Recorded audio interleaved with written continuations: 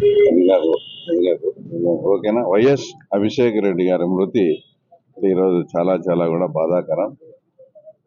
ఈ వయసులో వైఎస్ ప్రకాష్ రెడ్డి కుటుంబానికి కానీ మరియు వైఎస్ మదన్న కుటుంబానికి కానీ ఇంతటి తీవ్ర విషాదం రావడం కూడా నిజంగా కూడా చాలా చాలా కూడా బాధాకరం ఇది. తర్వాత అంతకుముందు గతంలో కూడా వైఎస్ ప్రకాష్ రెడ్డి గారు అబ్బాయి అయినటువంటి పాల్రెడ్డి గారు కూడా అంత 34-35 సంవత్సరాల్లోనే మరణించడం జరిగింది. అదే పద్ధతిలో ఈరోజు అభిషేక్ రెడ్డి జరగడం కూడా ఆ కుటుంబానికి చాలా తీవ్రంగా లోటు.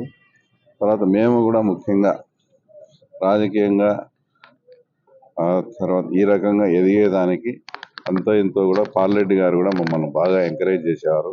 మేము ఈ రాజకీయ ఎదుగుదలకు కొంచెం పాల్రెడ్డి గారి పాత్ర కూడా ఉంది కాబట్టి మాకు ఈ కుటుంబానికి మంచి సంబంధాలు ఉన్నాయి.